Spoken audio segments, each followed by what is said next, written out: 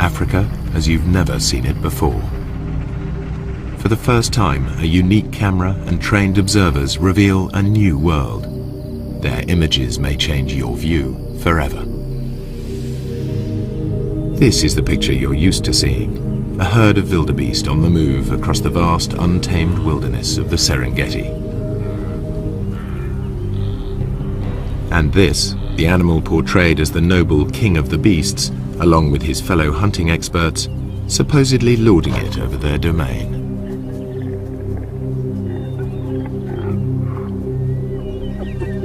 While the laughing hyena normally gets a bad press as a sneaky scavenger, an ugly coward. Usually too, humans are kept out of the shot, yet the presence of the Maasai and of their cattle affects the whole balance of nature in this area. Now, the most sensitive low-light camera in the world shows you truer images.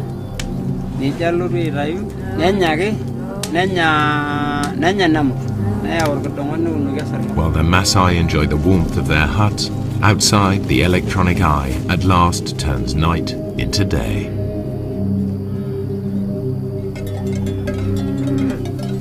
In the pitch black, unexpected scenes challenge conventional expectations.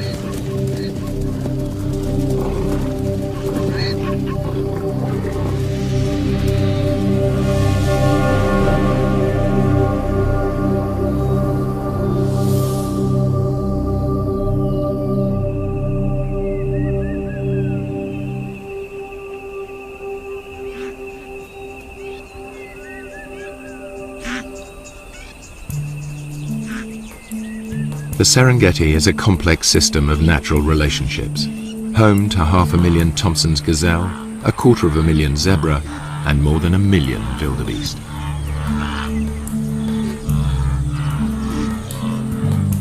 The wildebeest are the stars of the spectacular migrations as they follow the rains to lush grasslands. This is the greatest concentration of game in all Africa.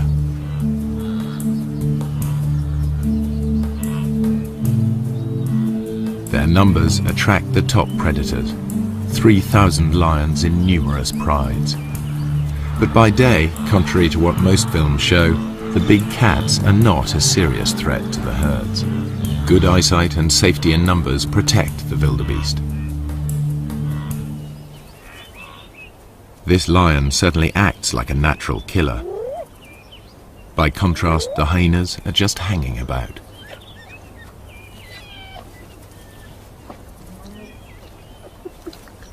In fact, he didn't make the kill. He stole it from more skillful hunters. The blood on their faces proves just who did make the kill. All too often, hyenas are portrayed as light-fingered latecomers. Yet, while the hyenas were feeding, the Prince of Thieves appeared. This is the bit most wildlife films leave out. Lions pinch the hyena's prey. Far from scavenging for a living, 9 times out of 10, hyenas make the kill.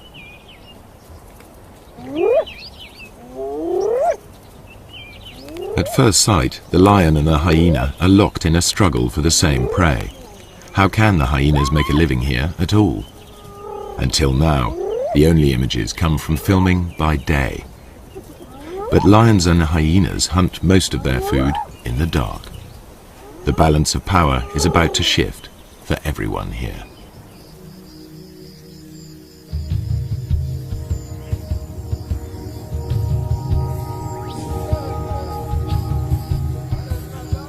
Serengeti straddles the border between Kenya and Tanzania.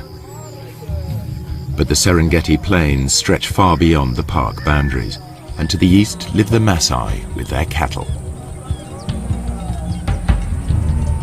At dusk, they retire with their herds to the safety of their villages, or bomas.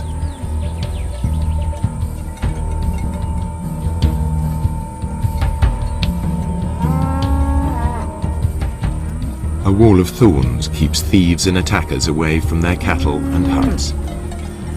The Maasai rarely venture out at night, except in force.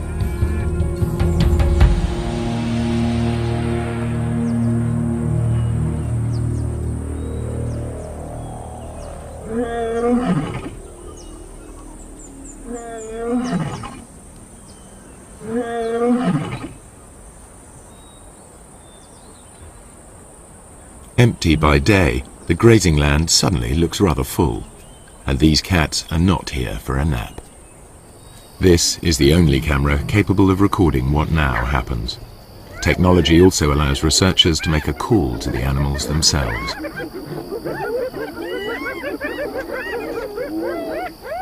Tom Maddox is counting predators in the Serengeti. He too thought the Maasai land was empty of lions and hyenas, as they're never seen by day. But Tom soon got a shock. Now he prefers to make his observations from the safety of his Land Rover.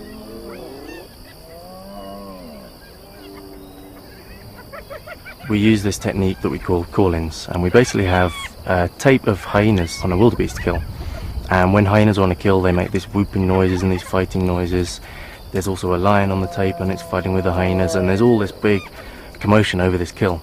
And we play this tape on speakers on top of the car.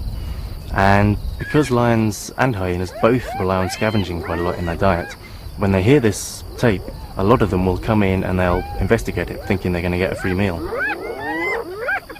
It was amazing where they come from. They just kind of melt out from the bushes in places you'd never have imagined a lion could have hidden, often quite close to where I was doing the call-in. And then it was equally amazing once the call-in's over, once they decide to go back under cover, usually about the time that the Maasai are starting to come out of the bomas around 7 o'clock.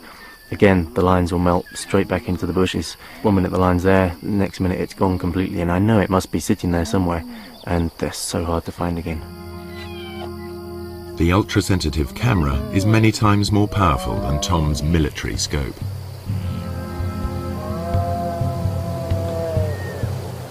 Inside the Serengeti you can drive around and you can see hyenas and lions. They're very obvious throughout the day. Outside the national park, that doesn't happen. You can drive around for days and days and not see any. The fact that there are any lions at all on the Maasai's land is surprising. So far, I'm finding an extremely high number of lions outside the park.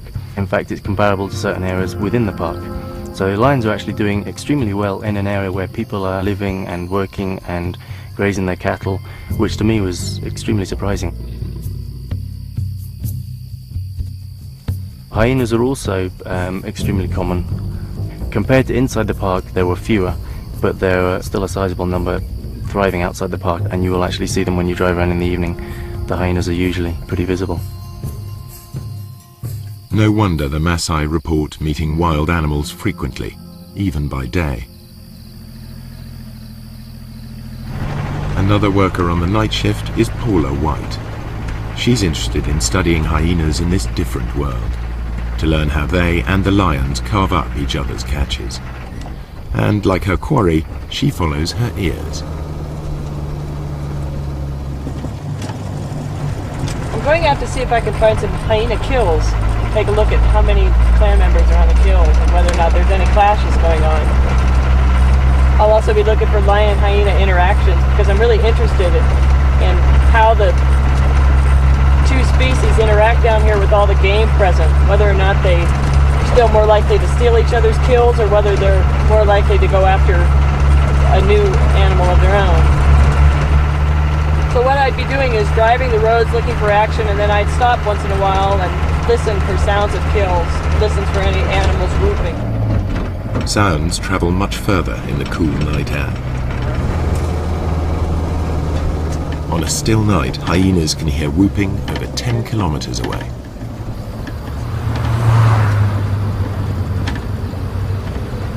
I think lions too are attracted to that sound and a number of other groans and squeals that usually accompany a hyena kill. It's a really exciting scene.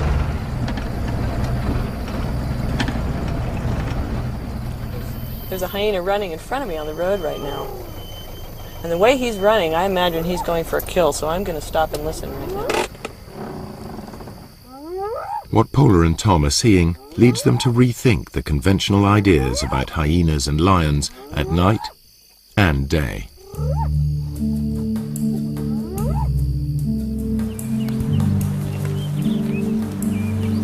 The Serengeti's two top predators both hunt zebra, wildebeest and gazelle. It's a mystery how they survive when they appear to compete for the same prey. Usually in nature, two competitors can't share the same food supply. There simply isn't enough for them both. Yet they both thrive, and although lions and hyenas share the same diet, the two animals are very different. The one thing they have in common is that their societies revolve around the females. Among cats, lions are unique in the way they live together. Most cats are solitary. Lions form small groups, prides.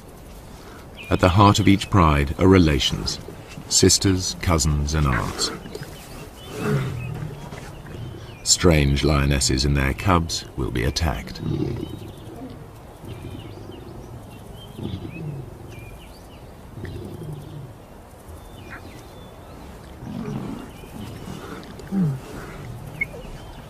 They cooperate to raise cubs. Lionesses will even suckle cubs of other pride members.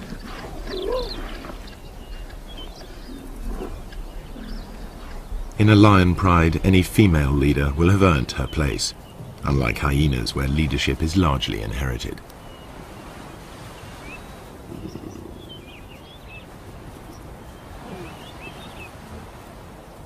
At times the males are absent, at others they hang out with the females.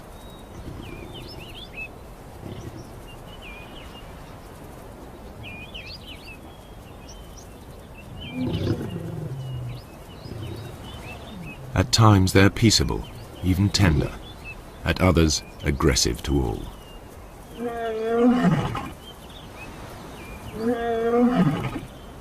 In spite of their smaller size, lionesses not only retaliate, they may even pick fights with the males.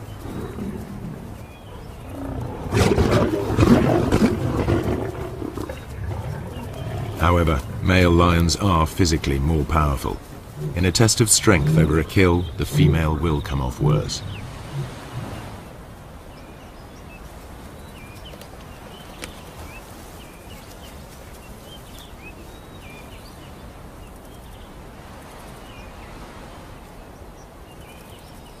Spotted hyenas live in large clans, averaging 50 or more members.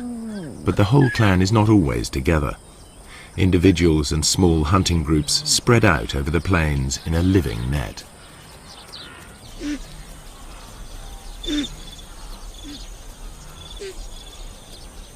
In the Serengeti, hyenas usually make dens in abandoned burrows.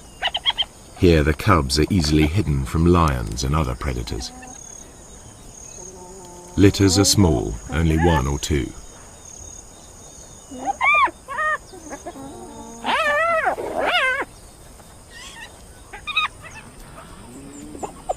Hyena society is maintained by the rank that each animal inherits.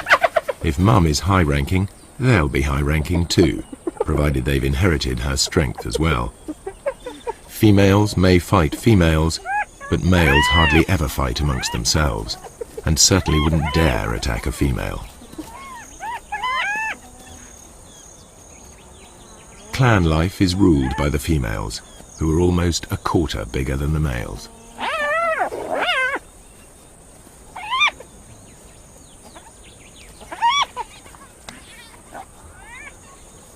The cubs fight in their first days of life, but once they know their place, they're far more likely to play together than to scrap.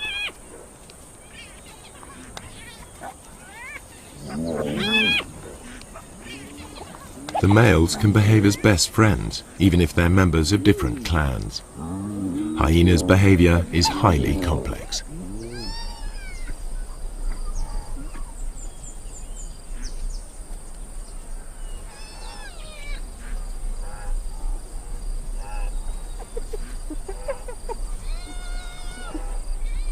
From weaning to fighting, much of what hyenas do still remains to be studied by scientists.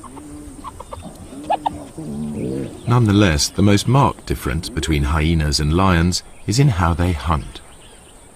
All animals built for the kill hunt in the same basic sequence. They begin by finding their victims. Next, they single out a target by scanning the herd. Later will come the approach, then the contact, finally the meal.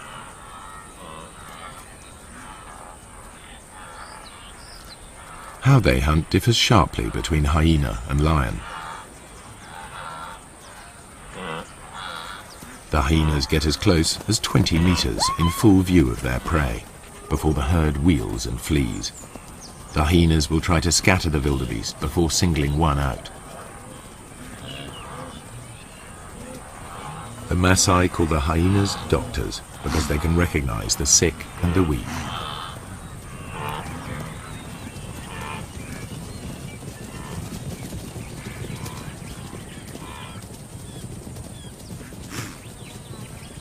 They run down their prey like wolves.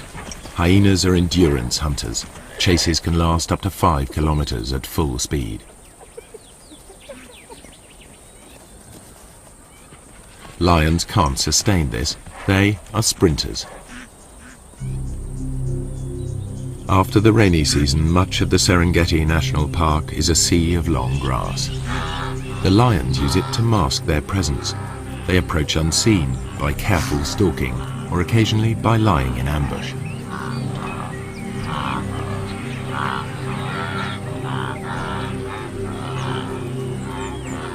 Outside the park, where the Maasai graze their cattle, the grass is shorter. Any predator risks a confrontation with armed herdsmen. The lion sticks out. Not much chance of an ambush here. Hunting under cover of night makes more sense. As the sun goes down, life gets easier for the Serengeti's predators. Dusk diminishes to near complete darkness, which can continue all night if there are storm clouds or if it's a moonless night. The only camera on the planet powerful enough to see in total blackness even picks up stars invisible to human eyes.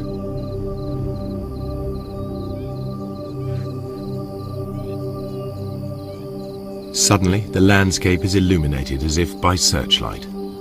Even so, humans can still only just pick out shapes. But to the grazing animals, it's as clear as day.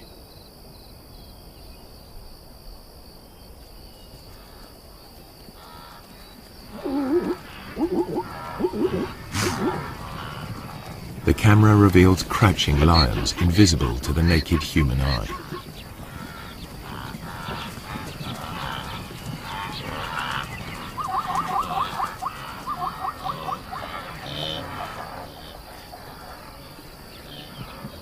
A night ambush could prove more successful. These two lionesses have detected a herd of wildebeest crossing a track.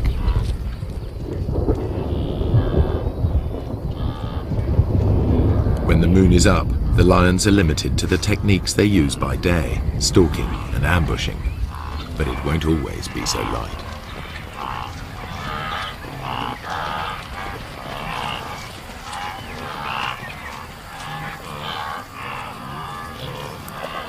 The pair near the crossing point and squat down, well screened by vegetation. One crawls into position to jump a victim.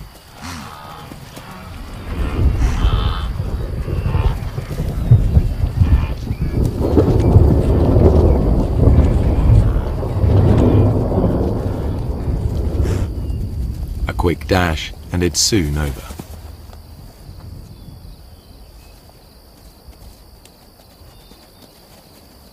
Although these lionesses have been successful, the moonlit night is really the best time for hyenas to hunt. The cool of the night air allows them to keep on running, something the easily tired lions cannot do.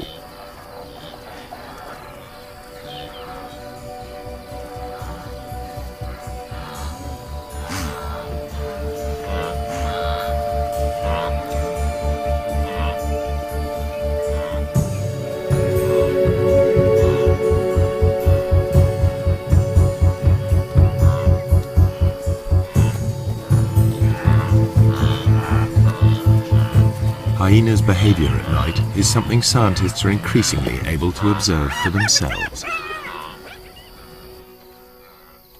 I think I can hear a kill off in the distance, so I'm going to go in that direction. It sounds like there's lions coming in as well.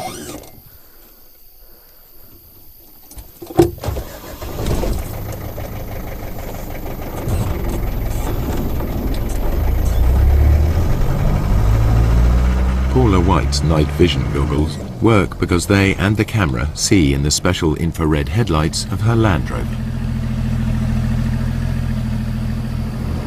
I think the ability to use this sort of invisible light to observe animals, nocturnal animals, in their natural environment is really quite a breakthrough for research. Certainly I didn't begin to see the full range of hyena behaviors until I started coming out at night and using this sort of special equipment. It was very frustrating to me otherwise, because as dusk was falling and my own ability to observe them was ending, I knew that the hyenas were just beginning to wake up and just beginning to start their day, as it were, but I was left out of it. So now, as I'm able to follow them and observe them, I'm seeing things that I've never been able to see before. Now Paula can see in the dark, but it's her hearing that guides her. You often hear hyenas whooping at night, and that can mean any number of things. They're advertising their own location, they're trying to find other clan members. But the one sound that you really associate with a kill is a giggle. And actually that's where the term laughing hyena came from. But that's the sound that I really associate with kills. And it's a thing that other hyenas and lions hone in on as well. So really, driving around like this at night, using this enhanced vision and listening for kills, I'm behaving very much like a hyena. And there's one right now. I can see it going through the grassland.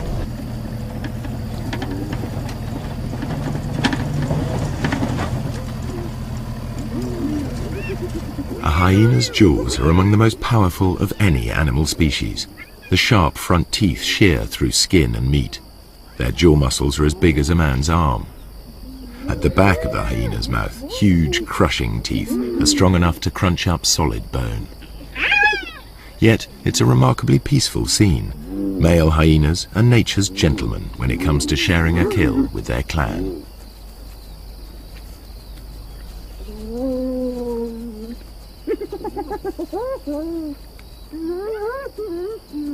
Although the hyenas gulp down their meal, lions arrive in time to take the food from their mouths.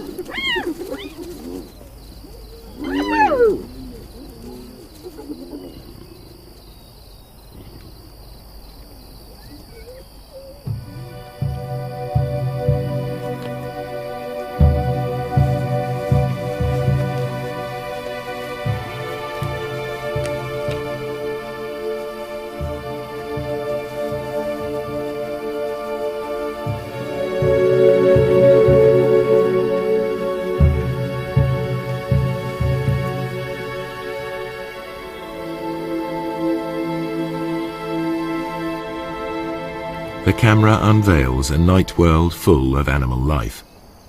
Just how close these animals come to humans astonishes the researchers.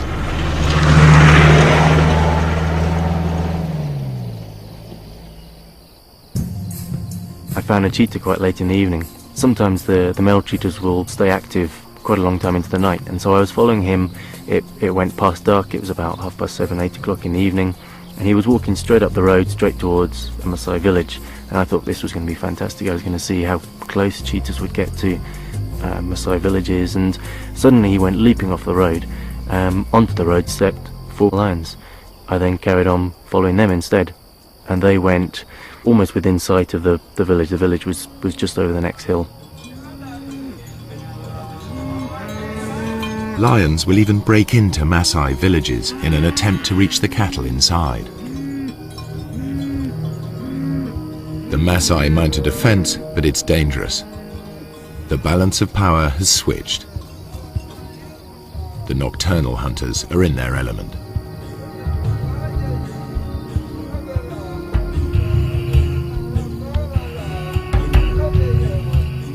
There are burglars about. The guard dog is aware of the hyena, but the Maasai will register its shape only dimly.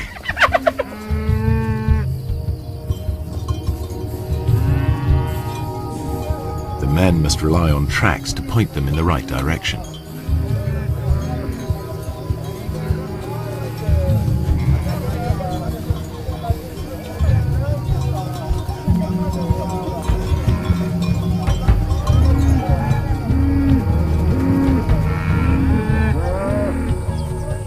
During the attack, a cow was killed and dragged off. The following morning, the Maasai inspect the corpse. They can easily identify the cause of death. Wringing the neck are distinctive punctures, the suffocating bite of a lion.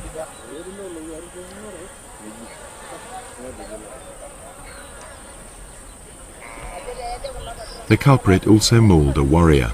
The wounds could quickly become infected. The tribal doctor cleans the site thoroughly, without anesthetic.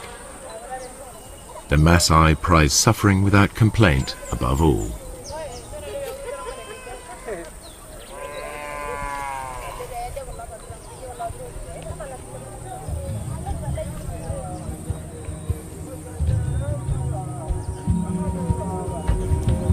The lion's assault will trigger a deadly surge.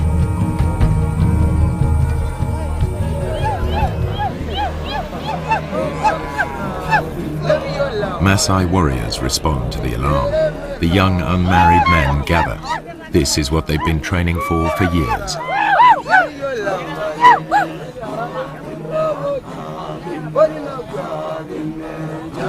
It's the supreme test of their stamina and self-control, and a test of their ability to bear pain without flinching.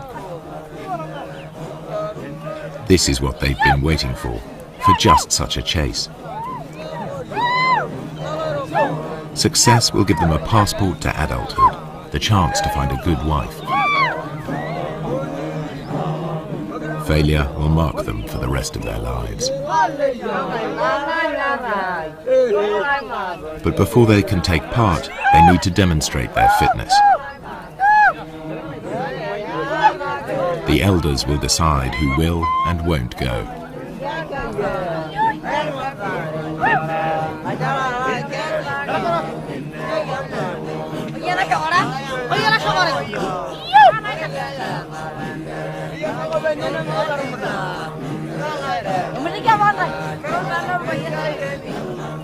The warrior group arrives at the settlement where the cow was taken. Each warrior wields a long-bladed spear. They are also armed with short double-edged swords and lethal clubs. They're all experts in the use of these weapons, against animals as well as people. In many areas, the warriors are now outlaws, but in this part of the Serengeti, their ceremonies are tolerated. Lion hunting by the Maasai is illegal, but these warriors are so far from the towns, they are generally allowed to continue. A day of ritual begins with chanting and dancing to hypnotic rhythms. Warriors demonstrate their strength and agility by leaping.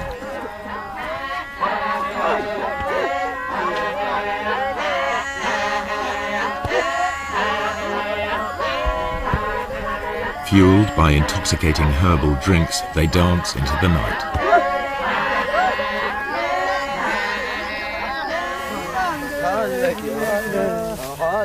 More warriors arrive from further afield, eager to be selected. Everyone is in a frenzy of anticipation.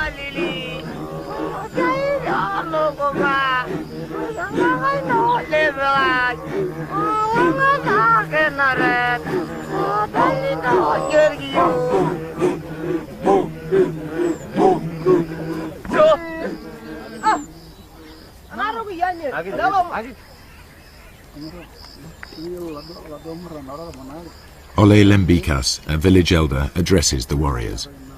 He sobers them by reminding them of the dangers ahead. He tells them to work together, to trust each other, and to return safely. Then he urges them to enjoy the party. It could be their last.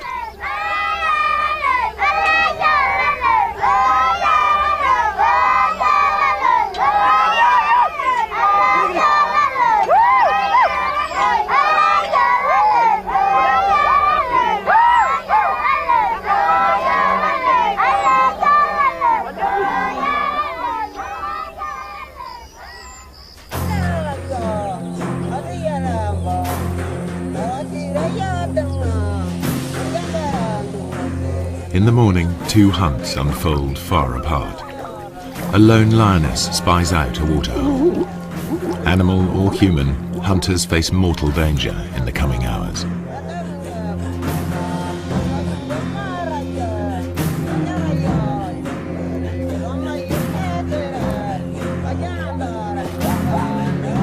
For lions, daytime hunts are the most difficult.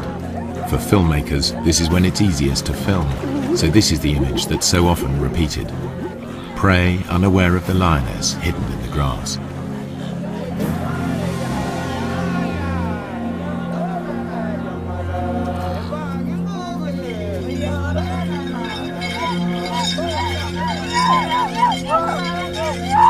The hunters head for the place where a lioness was seen recently. The one they believe killed the cow.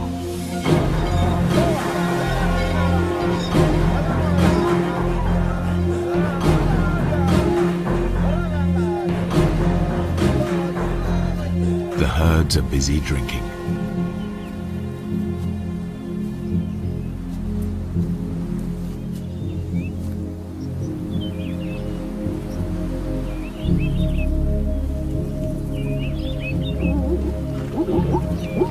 Zebras have keen sight. Their bulging eyes give a wide-angle view of danger.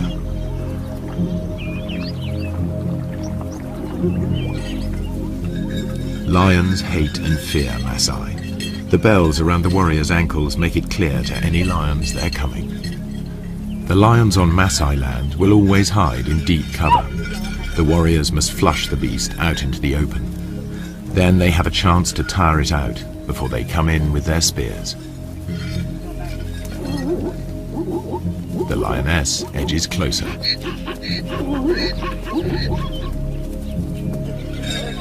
The warriors' search may last all day, covering up to 40 kilometers. The lioness's prey is within 30 meters.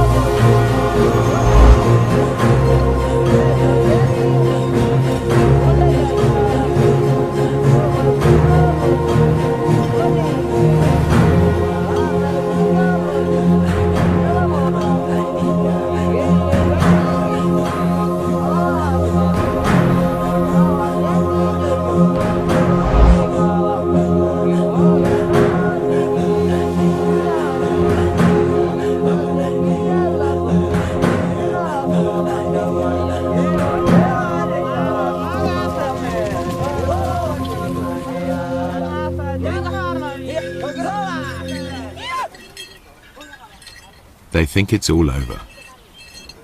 The warriors head back empty-handed. The lioness returns to collect the cub she left earlier.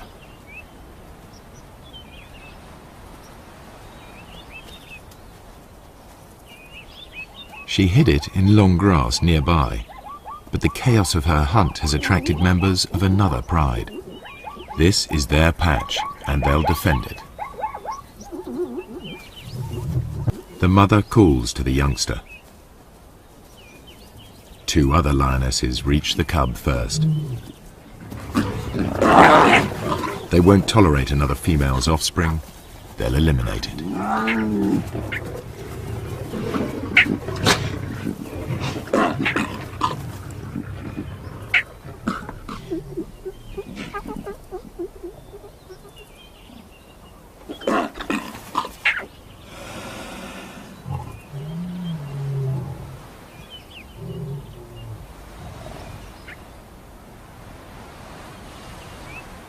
This is not about hunger. The corpse is left to the vultures and hyenas. The mother's life too is under threat. She's no relation. The pride will kill her if she stays.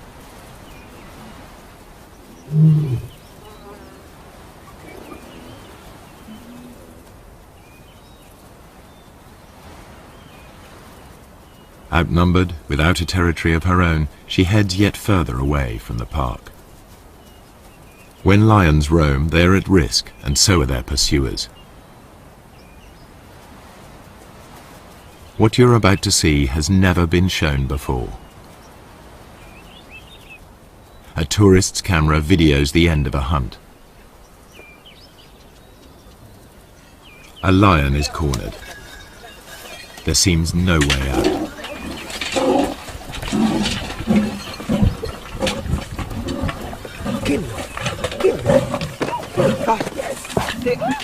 A warrior throws a spear.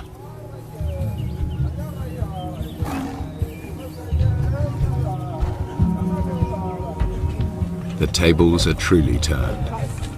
Teeth and claws strike home. The wounded warrior continues, believing the lioness chose him as the weakest. To overcome his shame, he needs to finish her off.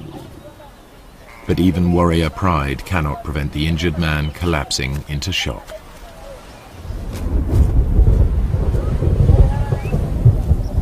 Meanwhile, the lioness dies of her wounds. She's wearing a radio collar, a park lion. Two different worlds clash. The Maasai collect a trophy, the scientists collect data. Each sees the lion in a different light. It's not a romantic, we like to live with wildlife kind of situation, but they never do something to the extent that if a lion is being a problem, they don't go out and try and kill every single lion that they can find in the entire area. I have great respect for them for tolerating them to such a great degree. In truth, the warriors have made a lethal mistake. The wrong lion has paid the price, and the outcome is nearly fatal for one Maasai.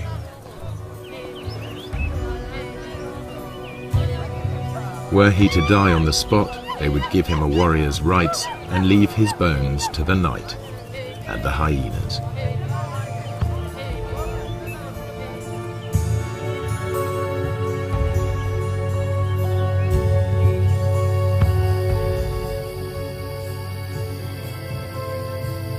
Night is the time of the four-footed hunters. Most hours are clouded over or feebly lit by faint stars.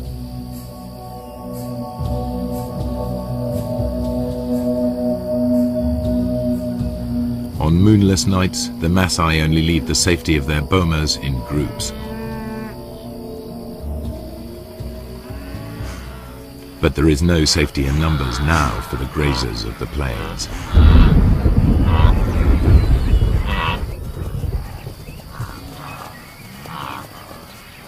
The darkest hours of the night see restless action.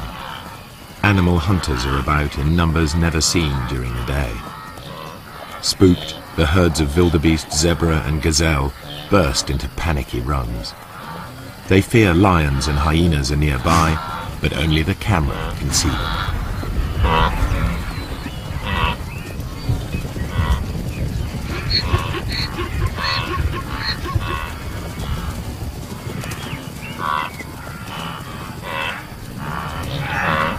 Not only the zebra are uneasy, a clan of hyenas is also on edge. They've made a kill in another clan's territory. It isn't long before one of the owners claims his rights.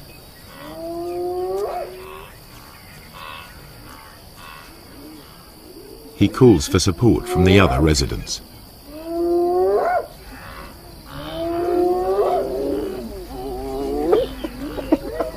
His clan bustles in to drive the invaders away.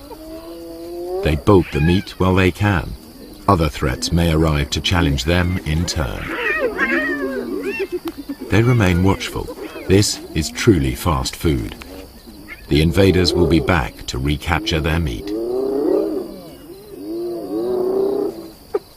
You can see this clearly in infrared light. But how do the animals see in these conditions? Like all the animals here, their eyes appear to glow. A mirror-like membrane doubles the available light. Then their brains enhance the images, filling in the gaps to see detail more clearly. The newcomers soon return in force. The prize seesaws between them until it's all gone. But with so little light, even their superb night vision is challenged.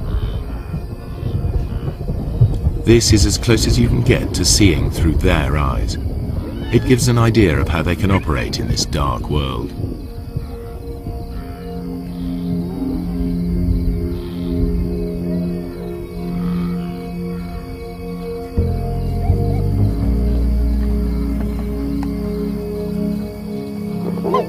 The lions and hyenas continue their battles, as if unhindered by the darkness. Once again, the lions have stolen the hyena's kill, but they all appear to be able to see exactly what's going on.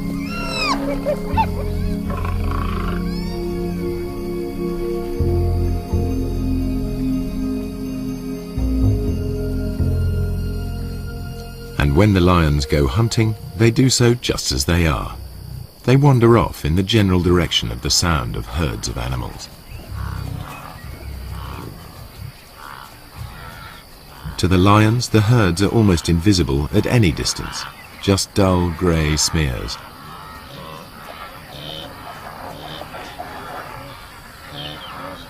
But they can locate the grazers easily by sounds and smell.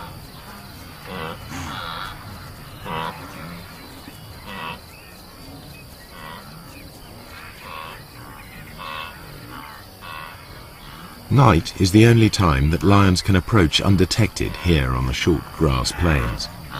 You are about to see for the first time how and when the lions of the Serengeti catch most of their food.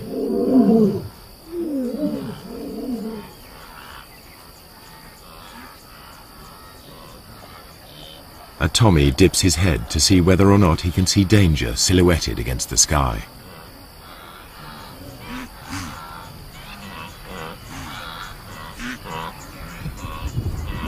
The circling lion is almost invisible.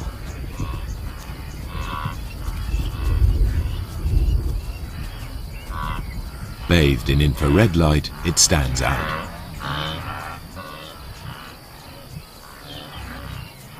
Another Tommy can hear something and is off.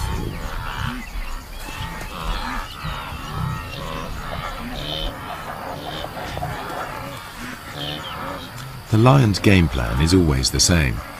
Get close to the herds, then spread out.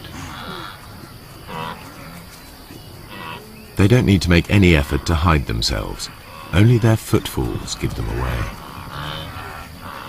And, because they're unseen, lions are no longer at a disadvantage as they approach their quarry.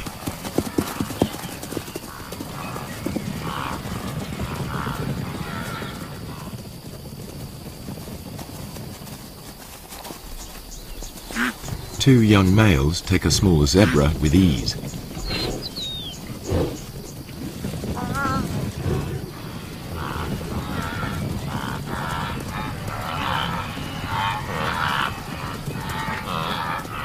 A lioness gives chase. A high kick lets her quarry escape.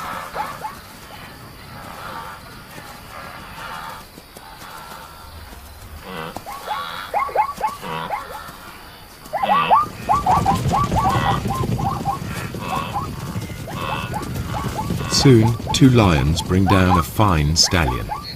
Saber-sharp teeth and meat-hook claws bury themselves into 300 kilos of struggle.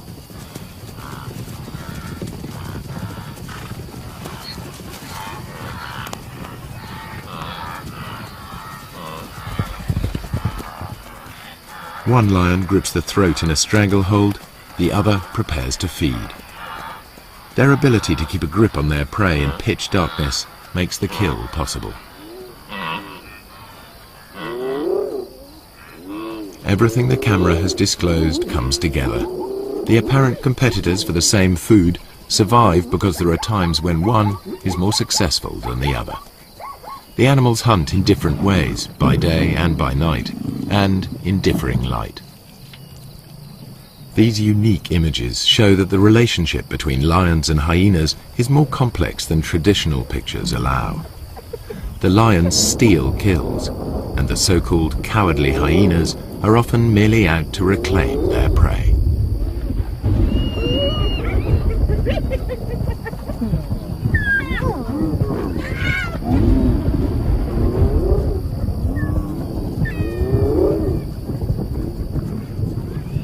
Don't say you've never seen a brave hyena. A thieving male lion is forced to take them on. The hyenas persist even though a single blow could be fatal. His frequent nighttime behavior has never been recorded before.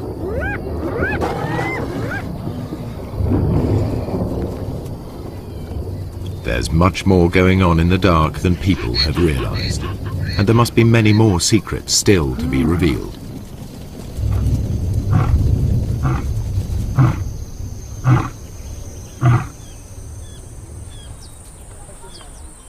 At dawn, the Maasai dismantled the thorns barricading the entries to their bomas. No lions or hyenas are to be seen outside. The killing fields of the night are transformed into places where cattle may safely graze.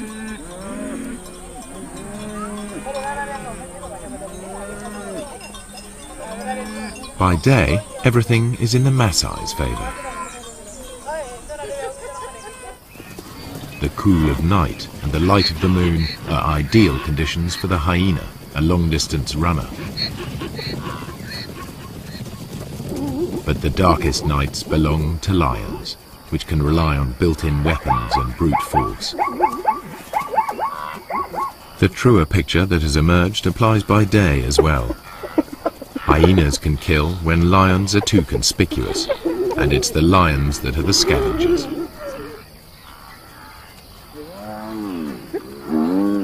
In the end, they don't so much compete as coexist, hunting in different ways and at different times. In the centuries that the Maasai have dwelt on the plains, they too have found a way of treading lightly on the land. Now, droughts and overpopulation bring challenges to their old ways.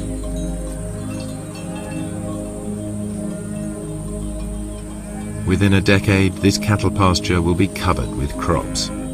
Predators and herds will be gone, only preserved in the zoo-like national park.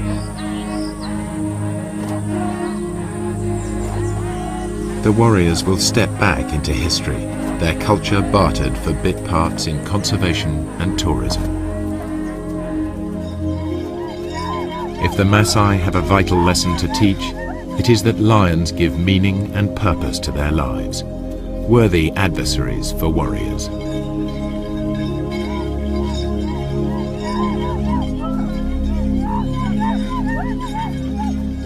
Their spears are already being beaten into plowshares. A patchwork of fields is appearing. Soon, fences will spring up.